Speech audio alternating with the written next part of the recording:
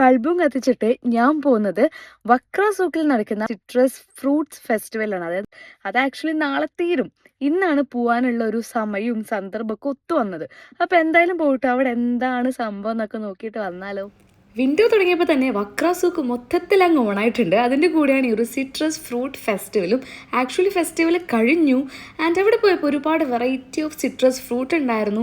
And നമുക്ക് try ചെയ്യാൻ വേണ്ടിയിട്ട് ഒരുപാടില്ലെങ്കിലും കുറച്ച് വെറൈറ്റി ഓഫ് ഫുഡ് ഐറ്റംസും ഒക്കെ ആയിട്ട് ഒരു അടിപൊളി വൈബ് ഈവനിങ്. എല്ലാ സാധനത്തിലും ഇവർ ഓറഞ്ച് ഇട്ടിട്ടുണ്ട്, അതുകൊണ്ട് ഓറഞ്ച് ഇട്ടിട്ട് പുളിയുണ്ട്.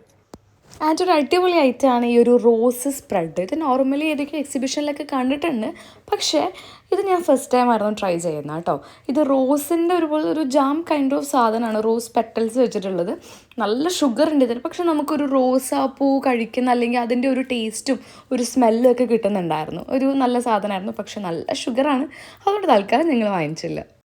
ആൻഡ് ഇങ്ങനെ ഒരു ഫെസ്റ്റിവൽ അല്ലെങ്കിൽ എക്സിബിഷനൊക്കെ പോകുമ്പം അവിടുത്തെ എല്ലാ വെറൈറ്റി ഐറ്റംസും കഴിക്കുക എന്നുള്ളതൊരു ശീലമാണ്.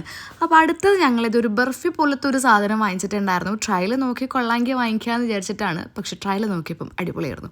അപ്പോൾ എന്തായാലും ഒന്ന് ഫുള്ളായിട്ട് വാങ്ങി. ആക്ച്വലി ഇവർ പറയുന്നത് പാകിസ്ഥാൻ സ്പെഷ്യലാണെന്നാണ് കോയ ബർഫി. ഓക്കെ, ഇതിന്റെ മുകളിൽ ഓറഞ്ചിന്റെ ടോപ്പിംഗ് ഒക്കെ ഉണ്ട്. കഴിച്ചോക്കട്ടെ.